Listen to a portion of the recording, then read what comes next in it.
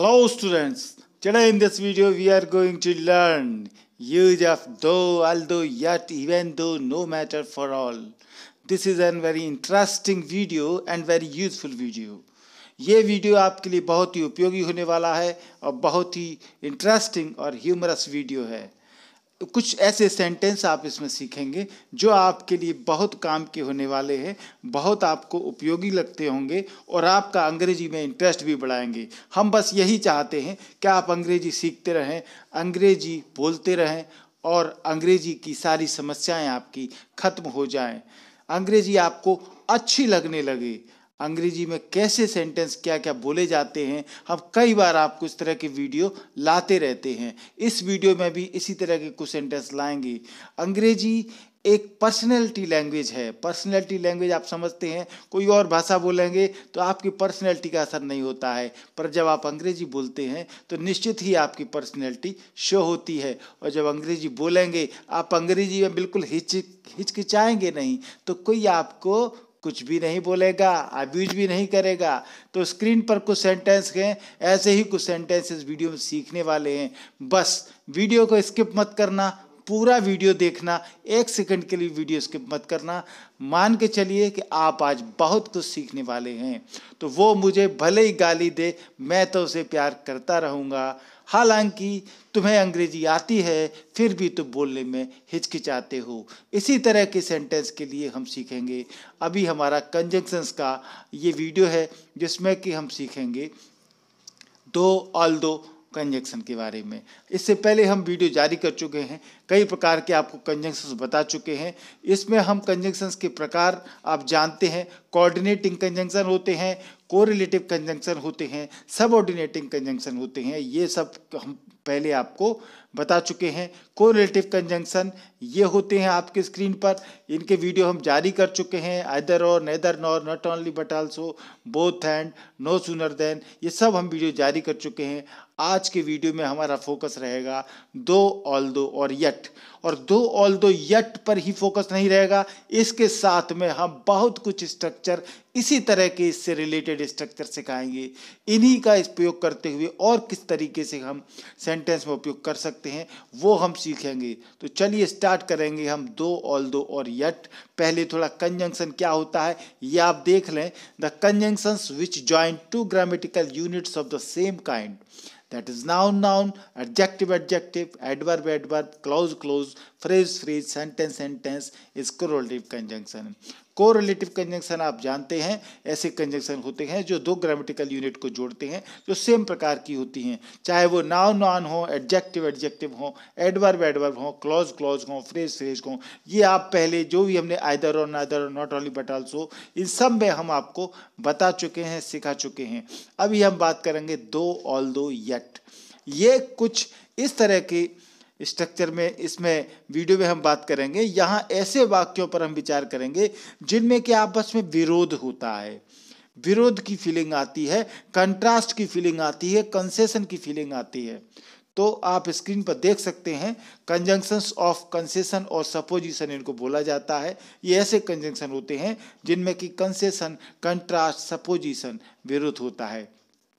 आप इसको पढ़ सकते हैं स्क्रीन पर जो लिखा हुआ है, जिससे आप क्लियर हो जाए। कुछ ऐसे कंजंक्शन होते हैं जिनसे कंसेशन या सपोजिशन, यद्यपि, हालांकि, तथापि, तो भी का बोध होता है, एवं जिनसे विरोध, यद्यपि, कंसेशन, कंट्रास्ट, यानी विरोध का भाव व्यक्त होता है आपस में दोनों सेंटेंसेस में। अर्थात ये बोध होता है कि वाक्य के एक भाग में जो कुछ कहा जाता है उसके विरोध या विपरीत में दूसरे भाग में कहा जाता है। यद्यपि वह अमीर है, तथापि, तो भी वह कंजूस है। ये हमने दो दो इसलिए लिखे क्योंकि कभी कोई बोलता है तथापि, कोई बोलता है तो भी, कोई बोलता है यद्यपि, कोई बोलता है हालांकि। तो जैसा भी आप यूज करते हो उस तरीके के वर्ड आप ले सकते हैं। तो मुख्य बात यह है कि ये जो ऑल्दो और दो के प्रयोग में सेंटेंस आते हैं, वो दोनों ही सेंटेंस जो रहते हैं वो आपस में विरोध करते हैं, कंट्रास्ट दिखाते हैं। यद्यपि वह अमीर है, तो भी वह कंजूस है। अब अमीर होने के बावजूद भी वो कंजूस है, ठीक है ना, तो विरोध है एक दूसरे का। यद्यपि वह गरीब है, तो भी वह सुखी है। एक तो आदमी गरीब है और सुखी है, एक आदमी अमीर है और कंजूस है, तो दोनों सेंटेंसेस में आपस में विरोध, कंट्रास्ट दिखता है। ये दो ऑल्दो का प्रयोग होता है। इसी के बारे में हम सीखेंगे, जानेंगे। ऐसे वाक्यों के दो भाग होते हैं। पहले भाग में यद्यपि, हालांकि का प्रयोग होता है और दूसरे भाग में तथापि, तो भी का प्रयोग होता है। पहले भाग में जो कुछ कहा जाता है उसके विरोध विपरीत वाक्य दूसरे भाग में कहा जाता है। यानी कि दो वाक्य हैं, आप समझ गए। तो पहले भाग का जो सेंटेंस होगा उसमें शुरुआत में यद्यपि हालांकि आता है, फिर दूसरा वाक्य जो होगा विरोध वाला उसमें तो भी तथापि आता है। अब जो पहला वाक्य होता है जिसमें कि यद्यपि हालांकि होता है, जो कि ऑल्दो या दो इनकी जगह शब्द आते हैं, वो आश्रित उपवाक्य होते हैं। इसको अंग्रेजी में हम सबऑर्डिनेट क्लॉज कहते हैं, आश्रित उपवाक्य। जब हम क्लॉज का वीडियो बताएंगे तब ये बातें हम बताएंगे। हालांकि हम बीच बीच में वीडियो में ये बातें बताते रहते हैं ताकि आप बीच बीच में सीखते रहें कि क्लॉज क्या होते हैं। जब हम क्लॉज पढ़ेंगे तो दो ही तरह के क्लॉज की बात करेंगे, प्रिंसिपल क्लॉज और सबऑर्डिनेट क्लॉज। एक सबऑर्डिनेट क्लॉज होता है, एक प्रिंसिपल क्लॉज होता है। तो यहाँ भी हम ये बात देखते चलें कि जब हम एडवर्ब क्लॉज सीखेंगे तो ये बात आएगी। इसमें एडवर्ब क्लॉज के अंतर भी आता है ये। तो यद्यपि हालांकि आश्रित उपवाक्य आएगा इसके बाद में, यानी सबऑर्डिनेट क्लॉज। फिर तथापि तो भी, जिसके लिए यट आता है, कॉमा आता है, दोनों आ सकते हैं। और फिर प्रधान उपवाक्य जिसको बोलेंगे प्रिंसिपल क्लॉज। इस वीडियो में हम बहुत कुछ यूज करने वाले हैं। यानी आश्रित उपवाक्य के लिए हम एससी यानी कि सबऑर्डिनेट क्लॉज, और प्रधान उपवाक्य प्रिंसिपल क्लॉज को बोलेंगे। ठीक है, तो ये स्ट्रक्चर रहता है ऐसी सेंटेंस का। इसको अंग्रेजी में देखें तो दो ऑल्दो ये रहेगा, फिर सबऑर्डिनेट क्लॉज या जिसको एडवर्ब क्लॉज कहेंगे, और फिर प्रिंसिपल क्लॉज आएगा। ये उदाहरण है, दो ऑल्दो ही इज रिच, हालांकि वो अमीर है, फिर भी वह कंजूस है, ही इज अ माइजर। ठीक है, तो यहाँ कोमा लगा है। दो ऑल्दो ही इज पुअर, हालांकि वो गरीब है, ही इज हैप्पी, वो खुश है। तो दोनों ही सेंटेंस एक दूसरे में विरोध दिखा रहे हैं। तो यहाँ पर जो दो ऑल्दो ही इज रिच वाला है पार्ट, ये सबऑर्डिनेट क्लॉज वाला है, और ही इज अ माइजर ये प्रिंसिपल क्लॉज है। ठीक है, तो ये भी आप सीखते चलें धीरे धीरे। यद्यपि ये कपड़े कीमती हैं तो भी ये गंदे हैं। ठीक है ना, तथापि वे गंदे हैं या तो भी वे गंदे हैं। तो दो या ऑल्दो इनमें से कोई एक हम लगा सकते हैं इस हालांकि या यद्यपि के लिए। ये इसका अर्थ होता है दीज क्लोथ्स आर कॉस्टली, कपड़े कीमती हैं। दे आर डर्टी, फिर भी वे गंदे हैं। यद्यपि तुमने कठिन परिश्रम किया, तथापि या तो भी तुम फेल हो गए। दो ऑल्दो इनमें से कोई एक लगाना है आपको। यू वर्कड हार्ड, हालांकि तुमने कठोर परिश्रम किया, यद्यपि तुमने कठोर परिश्रम किया, फिर भी तुम फेल हो गए। कोमा और यट दोनों का प्रयोग हो सकता है, और यट का प्रयोग नहीं हो तो कोमा से भी काम चल जाता है। यट का प्रयोग जोर देने के लिए होता है। ये हम बात लिख रहे हैं। ऐसे वाक्यों की तथापि तो भी का अनुवाद नहीं होता है, यानी तथापि या तो भी जो आता है बीच में उसके लिए कोई अलग से शब्द नहीं होता, केवल कोमा से ही काम चल जाता है। इसलिए प्रिंसिपल क्लॉज में यट का प्रयोग आवश्यक नहीं है। ध्यान रखें, जरूरी नहीं है कि आप यट का प्रयोग करें, कोमा से काम चल जाता है। जब प्रिंसिपल क्लॉज को जोरदार बनाना होता है, बात में दम होती है, थोड़ी दमदारी दिखाना होती है, तब हम यट का प्रयोग हो सकता है, यट का प्रयोग कर सकते हैं। पर ध्यान रखें, कभी भी बट का प्रयोग कभी नहीं हो सकता। ये आपको सीखने वाली बात है, एग्जाम वाली बात है। एग्जाम में इस तरह का सेंटेंस आता है, करेक्ट करने के लिए ऑल्दो या दो के बाद बट का प्रयोग होता है तो वो गलत है। कभी भी और दो या ऑल्दो के बाद बट का प्रयोग कभी नहीं होता, यट का प्रयोग होता है। और यट का प्रयोग भी जोरदार कथन करने के लिए होता है। आप कोमा से भी काम चला सकते हैं प्रिंसिपल क्लॉज में। तो दो ऑल्दो के बाद और कोमा और यट दोनों का प्रयोग हो सकता है, दोनों प्रयोग भी होता है। तो ये आपने सीखा कि दो ऑल्दो शुरुआत में लगेगा जो सबऑर्डिनेट क्लॉज में रहेगा यद्यपि हालांकि के लिए, फिर बीच में तथापि या तो भी रहेगा जिसके लिए यट का प्रयोग होगा, और कोमा यट दोनों का प्रयोग हो सकता है। यट माने होता है तब भी, तो भी, तथापि, फिर भी, ये सब यट के अर्थ होते हैं। हालांकि वह सुंदर है तब भी वह घमंडी नहीं है। ऐसे विरोधाभास वाले सेंटेंस देखेंगे कि एक तो वो सुंदर है और घमंडी नहीं है, बड़ी ठीक बात है ना। तो although she is beautiful yet she is not proud, यद्यपि वो भूखा है, यद्यपि मैं भूखा हूं तो भी मैं आज खाना नहीं खाऊंगा। भाई भूखा है तो खाना क्यों नहीं खाएगा, परंतु भूखा है तो भी खाना नहीं खाएगा। तो एक दूसरे के सेंटेंस, दोनों सेंटेंस क्या बता रहे हैं, कंट्रास्ट, विरोध बता रहे हैं। Although I am hungry yet I will not take food today, हालांकि मिस्टर शर्मा अंधे हैं तब भी वो बहुत अच्छा पढ़ाते हैं।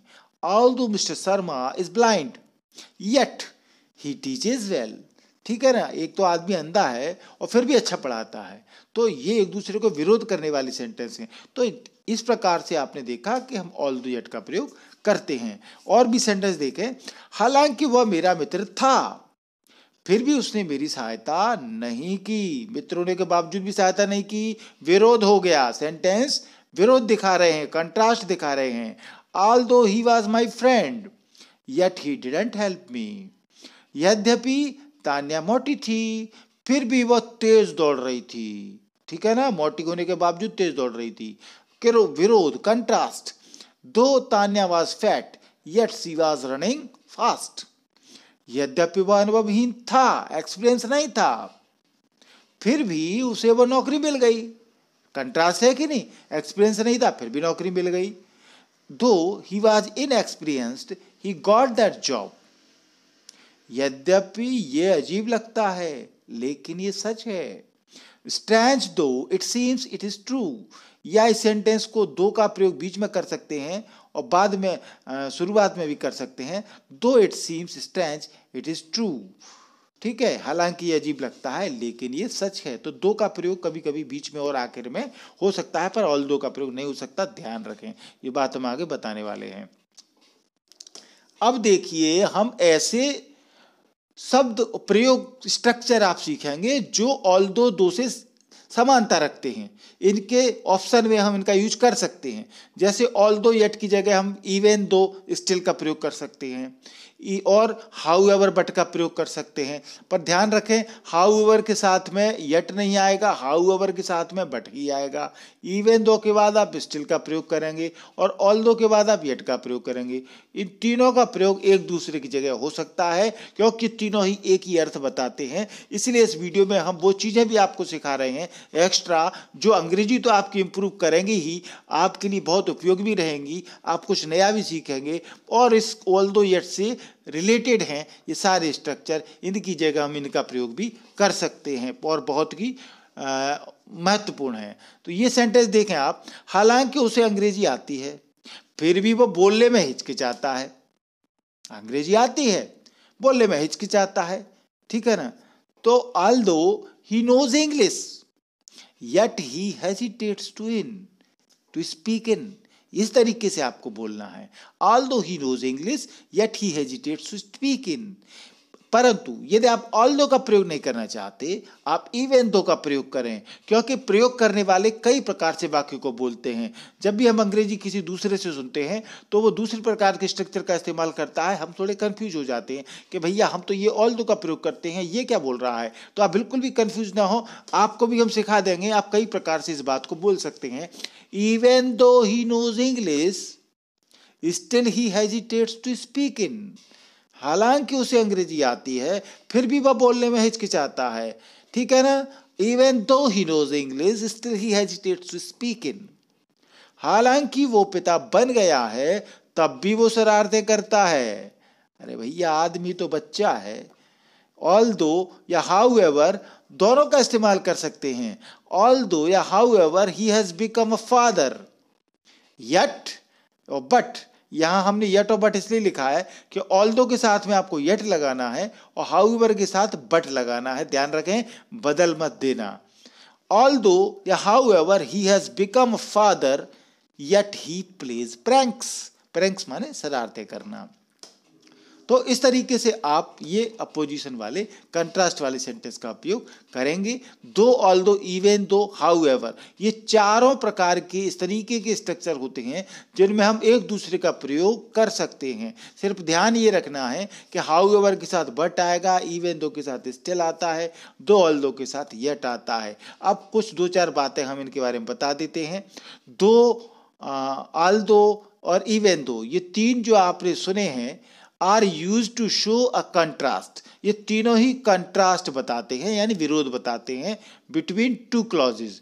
दो सेंटेंस या दो क्लॉज जो रहते हैं उपवाक्य, उनके बीच में कंट्रास्ट ये तीनों बताते हैं। ठीक है, जैसे our neighbours are quite nice, हमारे नए पड़ोसी अच्छे हैं, पूरी तरीके से अच्छे हैं, बहुत अच्छे हैं, तो दिस इज गुड, ये तो अच्छी बात है।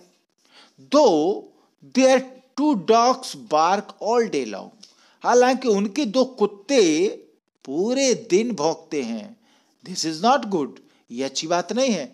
तो एक तरफ हम अच्छी बात भी बोलते हैं, दूसरी तरफ हम अच्छी बात नहीं भी बोलते हैं। तो इस तरह का कंट्रास्ट दिखाने के लिए हम दो ऑल्दो का इस तरीके से प्रयोग करते हैं।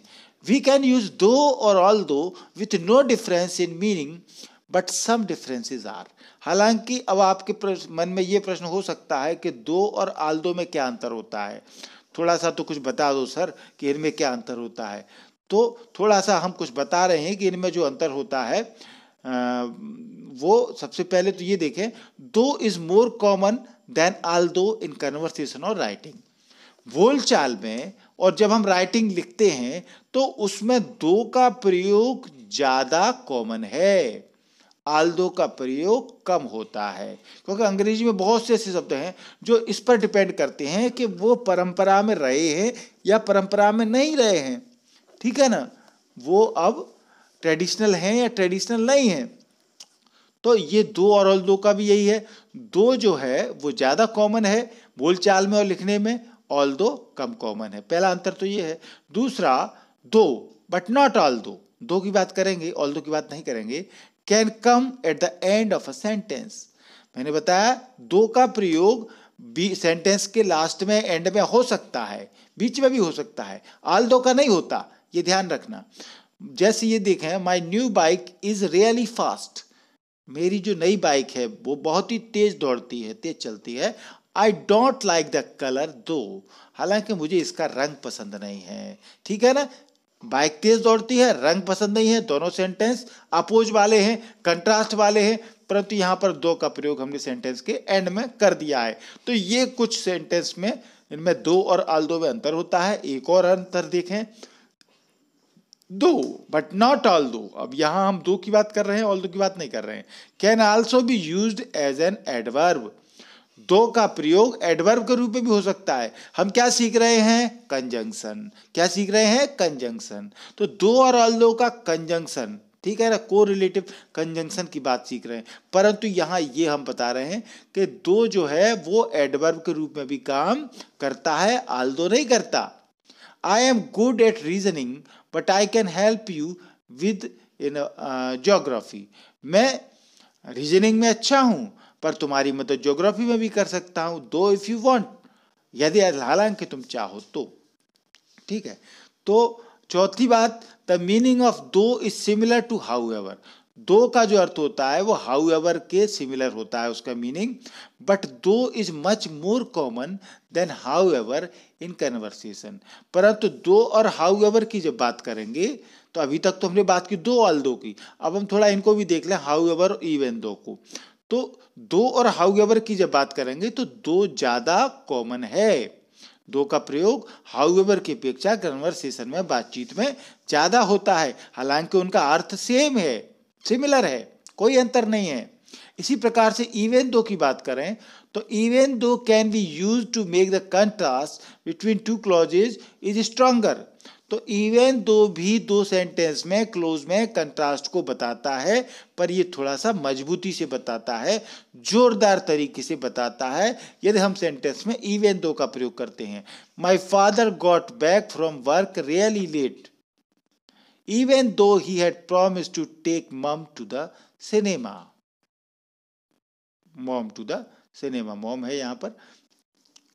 तो मेरे पिताजी वास्तव में लेट आए, हालांकि यद्यपि उन्होंने मेरी माँ से सिनेमा ले जाने का वादा किया था। तो ये थोड़ा जोरदार तरीके से आता है।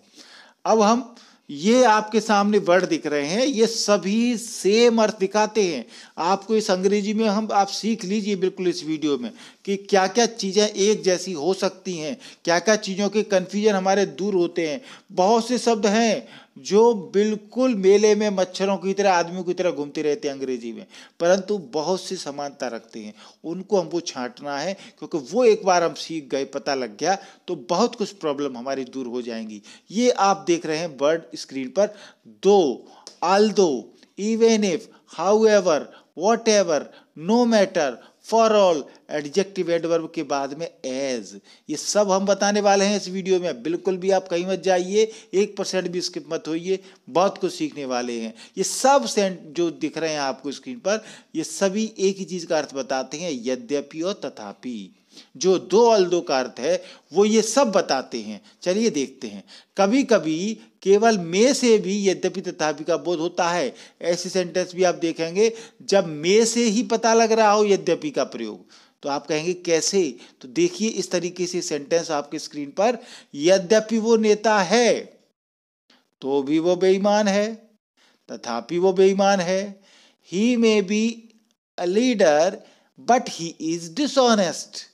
ये सेंटेंस के द्वारा आपने देखा हम किस प्रकार से दो ऑल्दो वाले वाक्य का जो होता है उसका भी हम मे का प्रयोग करके बना सकते हैं। यद्यपि वो नेता है तथापि वो बेईमान है। He may be a leader but he is dishonest. ऐसे वाक्यों में मे का अर्थ होता है दो, ठीक है ना। मे का अर्थ क्या होता है? दो, पर दो के साथ यट का प्रयोग होता है, मे के साथ बट का प्रयोग अवश्य होता है, ध्यान रखें। दो के बाद यट का होना है, मे के बाद बट का प्रयोग करना है, पर बट का प्रयोग दो के साथ नहीं होता। ये क्लियर आप समझ लें इस बात में। यद्यपि वो काली है तो भी वो सुंदर लगती है। कंट्रास्ट है कि नहीं दोनों में? यद्यपि वो काली है तो भी वो सुंदर लगती है, तथापि वो सुंदर लगती है। शी मे बी ब्लैक, में से किया है हमने, but she looks beautiful. She may be black but she looks beautiful.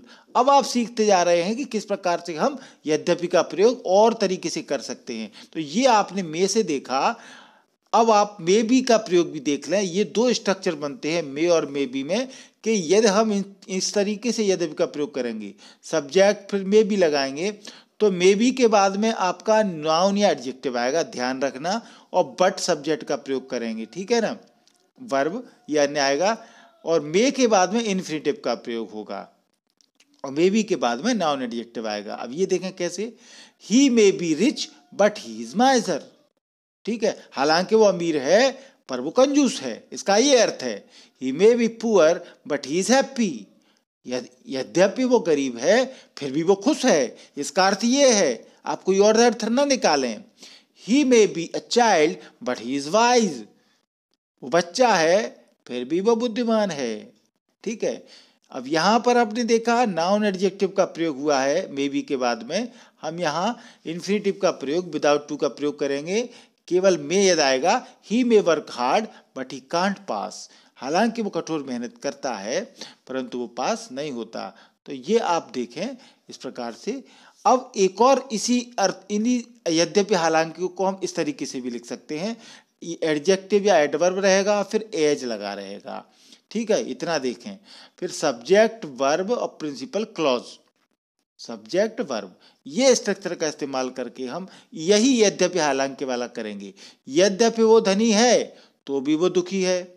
Rich as he is, देखिए अब रिच यानी एडजेक्टिव हो गया, फिर एज ही इज, ठीक है ना, एज हो गया, सब्जेक्ट हो गया और वर्ब हो गई, और फिर एक प्रिंसिपल क्लॉज आ गया, ही इज अनहैप्पी, जिसमें कि सब्जेक्ट और वर्ब है, ठीक है ना। प्रिंसिपल क्लॉज हो गया जिसमें कि सब्जेक्ट और वर्ब है, और यहाँ पर एक adjective adverb. Rich as he is unhappy, यद्यपि वो धनी है तो भी वो दुखी है, यद्यपि वो कमजोर है तो भी वो थोड़ा चल सकता है। Weak as he he can walk a little. ऐसी सेंटेंस भी आप देखेंगे। देखिए ये अंग्रेजी की कठिनता आपको सरल होने वाली है, बस आप वीडियो देखते रहें, ऐसी सेंटेंस सीखते रहें। हम आपको पूरे वीडियो में एक ही चीज़ सिखा रहे हैं, यद्यपि और हालांकि का प्रयोग कितने प्रकार से हम कर सकते हैं वो आप सीख रहे हैं। Rich as he is a miser, ठीक है ना। वो यद्यपि वो अमीर है फिर भी वो कंजूस है। देखिए आप अभी ये नए तरीके से आ गया, यही सेंटेंस तीसरे तरीके से आप सीख रहे हैं। पुअर एज ही इज, हालांकि वो गरीब है फिर भी वो खुश है। फास्ट एज ही रन्स, ठीक है ना, हालांकि वो तेज दौड़ता है। He can't win the race, फिर भी वो रेस नहीं जीत सकता। तो ये आप देख रहे हैं तीसरा प्रकार आपने देखा, यद्यपि और हालांकि वाला। होमवर्क के रूप में भी कुछ ले लो भैया, बीच में करते रहना तो जल्दी सीख जाओगे। होमवर्क के सेंटेंस जल्दी से लिख लो। हालांकि वो बच्चा है तो भी बुद्धिमान है, हालांकि वो भोजन सादा है तो भी वो स्वादिष्ट है, यद्यपि वो बीमार है तथापि वह कमजोर नहीं है, यद्यपि वह धनी है तो भी वो संतुष्ट नहीं है, यद्यपि वह काली है तथापि सुंदर नहीं है, यद्यपि वो गोरी है तो भी वह सुंदर नहीं है। एक काली है सुंदर नहीं है, सुंदर है, ठीक है। यद्यपि कार अच्छी है तो भी वो आरामदायक नहीं है। इस तरह के होमवर्क की सेंटेंस करें। अब देखिए आप यही बात को हम इस तरीके से आप देखें, वह मुझे भले ही गाली दे मैं तो उसे प्यार करता ही रहूंगा। वह मुझे क्यों ना गाली दे मैं तो उसे प्यार करता ही रहूंगा। वह मुझे चाहे गाली दे मैं तो उसे प्यार करता रहूंगा। अलग अलग प्रकार से कोई अलग अलग तरीके से बोल सकता है। भले ही गाली दे, क्यों ना गाली दे, चाहे गाली दे, मैं तो उसे प्यार करता रहूंगा, ठीक है। तो यहां पर हम दो ऑल दो की जगह इस प्रकार से इवन इफ का प्रयोग कर सकते हैं, नो मैटर का प्रयोग कर सकते हैं। यहां पर स्ट्रक्चर ये रहता है कि पहला जो सेंटेंस है वो सबऑर्डिनेट क्लॉज रहता है, जिसमें कि भले ही क्यों ना चाहे वाला रहता है, फिर प्रिंसिपल क्लॉज रहता है। तो सबऑर्डिनेट क्लॉज में हम इवन इफ या नो मैटर लगाएंगे, दो ऑल दो भी लगा सकते हैं, ठीक है। और फिर सबऑर्डिनेट क्लॉज और प्रिंसिपल क्लॉज, तो सबऑर्डिनेट क्लॉज में हम इवन इफ नो मैटर का प्रयोग करेंगे। ये देखिए किस तरीके से किया है इसको। इवन दो ऑल दो शी अब्यूजेज मी, ठीक है, I will continue to love her. वह मुझे भले ही गाली दे मैं तो उससे प्यार करता रहूंगा। Even if she abuses me I will continue to love her. No matter she abuses me I will continue to love her. तीनों में से किसी भी प्रकार से आप बोल सकते हैं, दो ऑल्दो का प्रयोग करके, इवन इफ का प्रयोग करके, नो मैटर का प्रयोग करके, एक ही बात है। होमवर्क के रूप में ऐसे सेंटेंस जरूर लिख लें, बहुत मजेदार सेंटेंस हैं। वह मुझे भले ही ठुकरा दे मैं तो उसे प्यार करता रहूंगा। तुम मुझे क्यों ना भूल जाओ मैं तो तुम्हें सदा याद ही रखूंगा। तुम मुझे चाहे मदद न करो मैं तो तुम्हारा नुकसान नहीं करूंगा।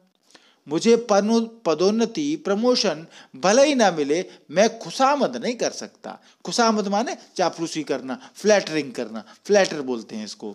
वह गरीब ही क्यों न रहे वो बेईमान नहीं बन सकता। मैं भले ही मिट जाऊं, खत्म हो जाऊं, मिट जाऊं, मैं अपना सत्य नहीं छोड़ सकता, ठीक है ना। मिट जाना यानी रियून्ड, और छोड़ना माने गिव अप। वह चाहे कितनी भी मेरी खुशामद करे मैं उसकी चालों में नहीं आ सकता। चालों में आना यानी टू बी टेकन इन। तो ये सेंटेंस आप करेंगे, आपको इवन इफ का प्रयोग करके, ये जो हमने बताया है इवन इफ नो मैटर, दो ऑल्दो का प्रयोग करके ये होमवर्क के सेंटेंस आपके आसानी से हो जाएंगे। ये सेंटेंस आपके लिए बहुत उपयोगी होने वाले हैं। आप देख लें, बोलचाल में बहुत आते हैं। अब हाउ एवर का प्रयोग भी देख लें। सारे ये स्ट्रक्चर भले इसी के लिए हैं, यद्यपि हालांकि के लिए। तो यहाँ देखिए सेंटेंस, वह कितना भी कठिन परिश्रम करे वो सफल नहीं हो सकता। वह कितनी ही कठोर परिश्रम करे, कठोर मेहनत करे, वो सफल नहीं हो सकता। वो चाहे कितना ही कठिन परिश्रम करे वो सफल नहीं हो सकता। How ever hard he may work he can't be successful. वह कितना भी धनी हो सुखी नहीं है। कितना ही धनी हो और चाहे कितना ही धनी हो, धनी सुखी नहीं है। How ever rich he may B he is not happy. तो आप देख रहे हैं यहाँ पर हाउ एवर के बाद में एडजेक्टिव का प्रयोग हुआ है, हार्ड, रिच। यानी हमें स्ट्रक्चर को देखें तो हाउएवर के बाद एडजेक्टिव एडवर्ब लगाना है जो कि सबऑर्डिनेट क्लॉज में रहेगा और फिर प्रिंसिपल क्लॉज रहेगा। इस तरीके से ये सेंटेंस रहेगा। तो कितना भी, कितना ही कठोर परिश्रम करे, चाहे वो कितना ही करे, सफल नहीं हो सकता। तो इनको यदि आप देखेंगे तो ये सेंटेंस एक तरीके से ऐसे भी हो सकते हैं, ठीक है ना। हालांकि वो कठोर परिश्रम करे पर वो सफल नहीं हो सकता, यद्यपि वो कठोर परिश्रम करे वो सफल नहीं हो सकता। तो मूल रूप से हम सिखाने वही जा रहे हैं, यद्यपि और हालांकि, जिसमें हाउएवर का प्रयोग भी हम करेंगे। वह कितना भी, कितना ही, चाहे गरीब हो, वो सुखी है। However poor he may B, he is happy. However के बाद एडजेक्टिव या एडवर्ब का प्रयोग हुआ है, ध्यान रखें। However poor he may B, he is happy. वह कितना भी, कितना ही, चाहे कितना ही तेज दौड़े, वो दौड़ नहीं जीत सकता। However fast he may run, he can't win the race. However fast he may run. ठीक है ना भैया, इतने अच्छे वीडियो सिखा रहे हैं, मेहनत कर रहे हैं, थोड़ा सब्सक्राइब कर लेना चैनल MP इंग्लिश क्लासेस को। मोनो याद रखना, वीडियो खत्म नहीं हुआ है, चलता रहेगा। होमवर्क लिख लें, आप जरूर कर लें अभी। वह कितना ही तेज दौड़े, वो दौड़ नहीं जीत सकती। वो चाहे कितनी भी मेरी खुशामद करे, वो मुझे धोखा नहीं दे सकता। धोखा देना माने डिसीव करना। वह कितनी ही सुंदर हो, वह मुझे अपनी ओर आकर्षित नहीं कर सकती। कितनी सुंदर हो, अट्रैक्ट नहीं कर सकती। वो चाहे कितना भी बड़ा अफसर हो, वो ईमानदार सॉरी ईमानदार नहीं बन सकता। वह कितना भी कठिन प्रयास करे, वो पास नहीं कर सकता। वह कितना भी अच्छा खेले, वो मैच नहीं जीत सकता। तो ये सारे सेंटेंस आपको हाउएवर का प्रयोग करके अभी जो स्ट्रक्चर करा है उससे आप सीखें। एक और स्ट्रक्चर देखें, कितना ही, कितना भी, चाहे कितना ही, तुम कितना भी, कितना ही प्रयास करो, तुम सफल नहीं हो सकते। तुम चाहे कितना भी प्रयास करो, तुम सफल नहीं हो सकते। Try as you will, you can't be successful. प्रयास, यहां वर्ब आ गई। अभी हमने देखा था एडजेक्टिव एडवर्ब था, अभी यहां क्या आ गई, वर्ब आ गई। देखिए आप, ट्राई यानी सबऑर्डिनेट क्लॉज रहेगा, उसमें ये वर्ब रहेगी। Subordinate clause infinitive without to वाली वर्ब रहेगी और फिर आपको एज का प्रयोग करना है, सब्जेक्ट विल और फिर प्रिंसिपल क्लॉज। तुम कितना भी, कितना ही प्रयास करो। ट्राई एज यू विल, ठीक है ना। अभी हमने देखा था मे का प्रयोग हुआ था, ठीक है ना। यू मे का प्रयोग हुआ था, तो अभी विल का प्रयोग हो रहा है। Try as you will, you can't be successful. वह कितना भी, कितना ही, चाहे कितना भी बदले, मैं बेईमान नहीं हो सकता। वो बदले तो बदल जाए, वो चाहे कितना भी बदले, वो कितना भी बदल जाए, मैं बेईमान नहीं हो सकता। Change as they will, I can't be dishonest. तो इस तरीके के आप स्ट्रक्चर सीख रहे हैं। वह कितना भी, चाहे कितना ही बोले, मैं उत्तर नहीं दूंगा। वो कुछ भी बोले, भैया लड़ाई हो गई है, ठीक है ना, तो वो कितना भी बोले, चाहे कितना भी, मैं जवाब नहीं दूंगा, मैं उत्तर नहीं दूंगा। Speak as he will, I won't reply. Speak as he will, I won't reply. वह कितना भी, कितना ही, चाहे कितना भी चिल्लाए, मैं उनकी बात नहीं सुनूंगा। Change as they will, I won't listen to him. Video अच्छा लग रहा है ना, लाइक और शेयर कर लेना भैया, सब्सक्राइब कर लेना। खत्म नहीं हुआ है, होमवर्क ले लो और भी अभी देखिए आप, आने वाला है। वह कितना भी गाली दे, मैं उसका नुकसान नहीं करूंगा। वह चाहे कितना भी लिखे, मैं उसका उत्तर नहीं दे सकता। वह कितना ही तेज दौड़े, वह दौड़ नहीं जीत सकती। वो चाहे कितना भी खाए, वह बीमार नहीं पड़ सकती। तुम चाहे कितना भी बड़बड़ाना, मैं चुप रहूंगा। बड़बड़ाने को क्या बोलते हैं, मरमर, ग्रम्बल, ठीक है ना। और चुप रहने को टू कीप क्वाइट या कीप साइलेंट। एक और देखें, ये आखिरी है भैया, बोर मत होना, बहुत कुछ सीख रहे हैं आप। कुछ भी, चाहे कुछ भी, ये होता है, तुम कुछ भी कहो, मैं तुमसे सहमत नहीं हो सकता। तुम चाहे कुछ भी कहो, मैं तुमसे सहमत नहीं हो सकता। इस तरह के जब वाक्य रहेंगे तो आपको किस तरीके से करना है, say what you will, I can't agree with you.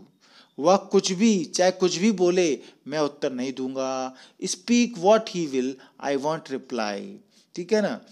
आप कुछ भी चाहे कुछ भी करें, मुझे कोई आपत्ति नहीं है। Do what you will, I have no objection. तो अलग अलग तरीके से आपको बता रहे हैं इन वाक्यों को आप कैसे लिख सकते हैं। वॉट एवर का प्रयोग करके भी आप सेंटेंस कर सकते हैं। तुम कुछ भी कहो, मैं तुमसे सहमत नहीं हो सकता। तुम चाहे कुछ भी कहो, मैं तुमसे सहमत नहीं हो सकता। वॉट एवर यू मे से, यानी जो बात हमने अभी यहाँ सीखी, से वॉट यू विल, इसी बात को हम वॉट एवर का प्रयोग करके इस तरीके से कह सकते हैं। What ever you may say, I can't agree with you. ठीक है ना, तुम कुछ भी चाहे कुछ भी बोलो, मैं उत्तर नहीं दूंगा। What ever you may speak, I won't reply, यानी इस तरीके से भी हम इस सेंटेंस को बोल सकते हैं। या फिर कुछ भी हो, चाहे कुछ भी हो, कम वॉट में या वॉट एवर में हैपन, ये दो बहुत उपयोग आने वाली चीजें हैं, ये अधिकतर आपको देखने को मिलेंगी। वॉट एवर में हैपन फिर प्रिंसिपल क्लॉज, और कम वॉट में फिर प्रिंसिपल क्लॉज, यानी कुछ भी हो चाहे कुछ भी हो, कुछ भी हो चाहे कुछ भी हो, मैं अपना सिद्धांत नहीं बदल सकता। वॉट एवर में हैपन, ये प्रयोग आप कर सकते हैं। I can't change my principle, या इसी सेंटेंस को आप कम वॉट में से भी बना सकते हैं। दो तरीके हैं। Come what may I can't change my principle, कुछ भी हो चाहे कुछ भी हो, मैं बदला अवश्य लूंगा। Whatever may happen, I will certainly take revenge. Come what may दोनों तरीके से बना सकते हैं। I will certainly take revenge, कुछ भी हो चाहे कुछ भी हो। ठीक है ना, कोई इस बात को एक बार बोलता है, कोई दोनों बार बोल सकता है। Come what may I will certainly take revenge, जो भी हो कुछ भी हो, मैं तुम्हें प्यार करता रहूंगा। कम what may I love you. इस तरीके से भी आप सेंटेंस बोल सकते हैं। तो होमवर्क ले लें। कुछ भी हो मैं खुशामद नहीं कर सकता, चाहे कुछ भी हो वो रिश्वत नहीं ले सकता। तुम चाहे कुछ भी कहो, मैं उस पर विश्वास नहीं कर सकता। तुम चाहे कुछ भी सोचो, मैं अपना सिद्धांत नहीं बदल सकता। तुम कुछ भी खाओ, मुझे कोई परवाह नहीं है। यानी आप आज बहुत कुछ सीख चुके हैं। लास्ट में एक महत्वपूर्ण ये भी आप सीख लें, क्योंकि ये बहुत आते हैं, इन spite of, despite, for all, ये बहुत आते हैं। ये इसका अर्थ निकलता है ये के रहते हुए भी या के बावजूद। धन के रहते हुए भी या धन के बावजूद वो दुखी है। किसी पे पैसा है तो अभी दुखी है, तो धन के रहते हुए भी या धन के बावजूद भी वो दुखी है। तो इस सेंटेंस को तीन तरीके से बोल सकते हैं। इन स्पाइट ऑफ का प्रयोग करके, डिस्पाइट का प्रयोग करके, फॉर ऑल का प्रयोग करके। ठीक है ना, तो इन स्पाइट ऑफ वेल्थ, धन के रहते हुए भी यानी धन के बावजूद, पैसे के बावजूद, ही इज अनहैप्पी, वो दुखी है। डिस्पाइट वेल्थ, पैसे के बावजूद वो दुखी है, ही is unhappy. For all his wealth, धन के रहते हुए भी ही इज अनहैप्पी, वो दुखी है। तो आप in spite of, despite of, for all का प्रयोग करके के बावजूद या के रहते हुए भी, ये वाली सेंटेंस आप कर सकते हैं। पुत्रों के रहते हुए भी वो असहाय है। खूब सारे बेटे हैं, मोड़ा मोड़ी कर लिया 8-10, फिर भी असहाय है। तो पुत्रों के रहते हुए भी, पुत्रों के बावजूद भी वो असहाय है, हेल्पलेस है। In spite of sons he is helpless, despite sons he is helpless, for all his sons he is helpless. ठीक है। विद्वता के रहते हुए भी, बुद्धिमानी बहुत बड़ी है, ठूस ठूस के बड़ी है, के बावजूद भी वो मूर्ख है। तो विद्वता के बावजूद, इन spite of his learning he is foolish, despite his learning he is foolish, for all his learning he is foolish, यानी वो मूर्ख है कैसे भी करके। तो in spite of, despite, for all का इस्तेमाल करके आप इस तरीके से कर सकते हैं। होमवर्क है, बीमारी के रहते हुए भी वो दुखी है, सुखी है, जो भी है वो आप कोई एक बात लिख सकते हैं। हम यहाँ पर सुखी बात लिखेंगे, दुखी को काट देते हैं। बीमारी के बावजूद वो मजबूत है, बुढ़ापे के रहते हुए भी वो स्वस्थ है, क्योंकि हम अपोजिट कंट्रास्ट वाली सेंटेंस हमको लेना है। रुकावट के बावजूद उसने तरक्की की, विरोध के बावजूद मैं अपने सिद्धांत पर अटल रहूँगा, कुछ दोषों के रहते हुए भी वो अच्छा आदमी है, एक काले धब्बे के बावजूद चंद्रमा सुंदर है। देखा आपने कितने विरोध वाले सेंटेंस आप इस वीडियो में सीख गए। अरे एक और आ गया, चलो ले लो यार। जहां वो गरीबों को सताता है वहां मैं उनकी मदद करता हूं। जहां वहां वाइल और वेयर एज का प्रयोग आप यहां कर सकते हैं। जहां का प्रयोग यहां वेयर नहीं होता और वहां के लिए कोई कॉमा का काम चलता है, कोई कुछ नहीं होता। तो यहाँ सबऑर्डिनेट क्लॉज फिर प्रिंसिपल क्लॉज। सबऑर्डिनेट क्लॉज जिसमें कि जहाँ आएगा, प्रिंसिपल क्लॉज जिसमें वहाँ रहेगा। जहाँ वह गरीबों को सताता है, while he oppresses the poor, I helped him, वहाँ मैं उनकी मदद करता हूँ, आई हेल्प हिम। तो यहाँ वहाँ के लिए कोमा से काम चलता है, कोई अलग से आपको वर्ड नहीं लिखना है, ठीक है। तो वाइल और वेयर एज दोनों का प्रयोग आप कर सकते हैं। जहाँ वह अनाथों से नफरत करती है, वहाँ मैं उनको प्यार करता हूँ। Whereas she hates orphans, I love them. तो वाइल और वेयर एज का प्रयोग इस तरीके से 2 सेंटेंस रहेंगे, जहाँ वहाँ वाले। तो आप इस तरीके से करें, जहाँ एक और वहाँ दूसरी ओर, ये वन हैंड और सेकंड अदर हैंड, ये भी कई बार सेंटेंस आते हैं। While on the one hand, ठीक है ना, सबऑर्डिनेट क्लॉज के साथ रहेगा, फिर प्रिंसिपल क्लॉज के साथ ऑन द अदर। जहाँ एक और गरीबी है, वहाँ दूसरी ओर विशाल धन है। तो जहाँ एक और गरीबी है, while on the one hand, वहाँ दूसरी ओर विशाल धन है। There is extreme poverty, there is vast wealth on the other, ठीक है। तो एक और गरीबी है, while on the one hand there is extreme poverty, और फिर वहाँ दूसरी ओर विशाल धन है, there is vast wealth on the other. ये सेंटेंस भी आप होमवर्क के रूप में कर लें। जहाँ एक और सफलता है, वहाँ दूसरी ओर विफलता है। आप देख रहे हैं किस प्रकार से आपको ये सेंटेंस मिलते हैं। जहाँ एक और जन्म है, वहाँ दूसरी ओर मृत्यु है। जहाँ एक और विनाश है, वहाँ दूसरी ओर सृजन है। जहाँ एक और खुशी है, वहाँ दूसरी ओर दुख है। जहाँ वे हल्ला करते हैं, वहाँ मैं चुप रहता हूँ। जहाँ वो झूठ बोलते हैं, वहाँ मैं सच बोलता हूँ। जहाँ वो सूट पहनती है, वहाँ मैं धोती पहनता हूँ। जहाँ वो मसालेदार सब्जियाँ पसंद करती है, वहाँ मैं सादी सब्जियाँ पसंद करता हूँ। वीडियो खत्म हुआ, खुश हुए, ओके, थैंक यू। पूरा वीडियो देख रहा आपने, बहुत धन्यवाद। चैनल को सब्सक्राइब नहीं किया है, जल्दी से कर लें। लाल कलर से सब्सक्राइब लिखा दिख रहा है, टच करेंगे व्हाइट कलर बदल जाएगा।